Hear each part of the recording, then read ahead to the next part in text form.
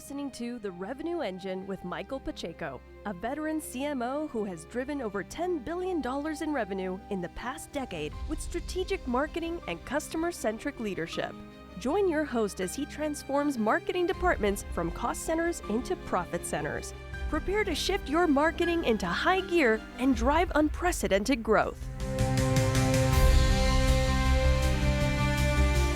Do you ever feel like your business is growing, but you're worried that it might be too fast to handle? I know it sounds like a dream, but I swear guys, it's a problem. It's not great when it does happen. So I want to tell you about one health tech company that figured out how to pump the brakes a little bit and grow at a steady and sustainable pace to their ultimate great success. So there was this company that had developed an innovative new product. It was a device that helped people manage chronic conditions from home. Demand for this product started to skyrocket. And at first, the growth seemed like a dream come true, right? You're thinking to yourself right now, as you're listening to this, like that's like the best problem you could possibly have. Still a problem. So the CEO quickly realized that this kind of explosive growth came with its own set of challenges. Smart CEO. They were struggling to keep up with production, customer service was overwhelmed, and their core team was stretched incredibly thin. The fear of overextending the company became very real. The CEO, the founder, were not happy about it, right? They're worried. So instead of pushing harder, instead of risking burnout, the CEO decided to take a step back and rethink their approach. And they brought in a strategic advisor who specialized in sustainable growth, someone who could help them scale their business without just completely losing control. The first thing the advisor did was assess the company's existing processes. They found that while the product was great, the infrastructure around it wasn't built to support such rapid expansion.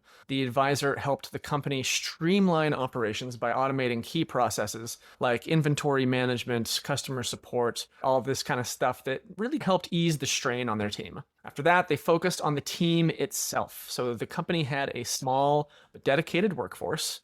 The fact is they were starting to burn out. The advisor recommended a more flexible staffing model that included hiring additional help during peak times, cross-training employees so they can cover multiple roles. And the approach not only alleviated some pressure on the core team, it also made the company more resilient to the fluctuations in demand. So you're essentially looking at outsourcing, you're looking at contracting, and again, cross-functional training for the employees. The real game changer then was how they approached their growth strategy. Instead of chasing every single new shiny object, every new market opportunity, the company began to prioritize this idea of sustainable growth. They targeted markets that aligned with their long-term vision and where they could build a lasting presence. Rather than just grabbing quick wins, they were focused on where are we looking at in 5 years? Let's focus on that. Let's work toward that. They reinvested their profits back into their business. They strengthened their infrastructure. They ensured that they could handle the growth that they were intentionally pursuing at this point. The company grew steadily, sustainably, and with a strong foundation. They had built this strong foundation that could handle the growth over time, and it supported them in the long haul. They avoided the pitfalls of overexpansion. They kept their team happy and productive, and they built a brand that customers ended up really trusting and loving. Let's talk about some of the kind of tactics that we can take away from this story. Number one is going to be streamlining operations. The company focused on automating key processes to reduce strain on their team to ensure that they could keep up with the demand. Number two, that idea of flexible staffing, outsourcing, contracting, cross-functional training for current employees can help out in different areas where it's needed during peak times. And number three is going to be that targeted growth strategy. Instead of chasing the shiny objects, instead of chasing every opportunity that you see in the market, look at your 5-year vision. Look at your 3, 5, and 10-year vision and focus on that. Where are you at now? And where are these islands that you're wanting to get to, and build those bridges to get to those islands one at a time. Finally, we've got reinvesting in the future, reinvesting profits back into the business, strengthening the infrastructure, making sure that you can handle, making sure that you're creating a foundation that can handle future growth. Are you dreaming of digital domination? Wake up to Boxer, your dream team for web services, marketing logistics, SEO, and content. We don't just help you play the online game, we help you change it. If you're ready to rewrite the rules of your industry's digital landscape, visit Boxer.agency today and let's get started. So in conclusion, the story shows that sustainable growth really is not just about expanding, it's about doing it in a way that is sane, doing it in a way that works for everybody, that works for the C-suite, that works for the founder, that works for shareholders, that works for employees, that works for contractors, that works for your customers primarily. Think about your customers.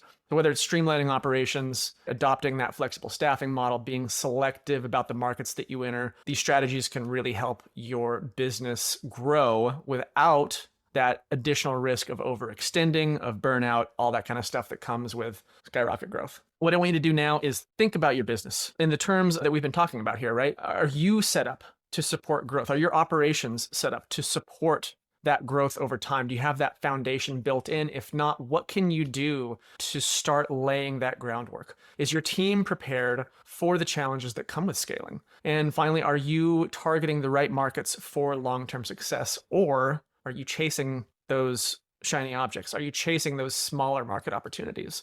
Where are you at right there? Reflecting on these questions, guys, it's going to shine a spotlight on your activities that you're doing now, on your strategy that you're doing now for growth, for marketing, for everything. And it will give you an idea, if you spend some time thinking about this, it will give you an idea of some of these tactics that we're talking about today and how you might implement them into what you are doing for your company today. So if you're struggling with any of this, if you're struggling to find that balance between growth and sustainability, I'm here to help.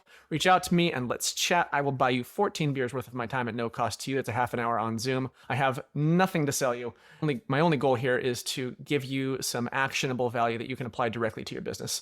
You can hit me up on LinkedIn or directly on my website, michaelpacheco.co. And hey, if you found this video helpful, please give it a like and drop a comment to let me know what resonated with you. Don't forget to subscribe if you're watching on YouTube. If you're listening to this as a podcast, a quick review on your favorite platform, wherever you're listening to it, would be awesome. All of this stuff helps us reach more businesses. It helps us help more businesses. And that is the whole point of these videos, of this podcast, of everything, right? So I want to thank you in the meantime for doing what you do, for all the contributions that you are making into the world. As ever, I'm Michael Pacheco. Until next time, cheers. You've been listening to The Revenue Engine with Michael Pacheco. For inquiries into market leadership, tailored strategies, or personalized consulting, visit michaelpacheco.co.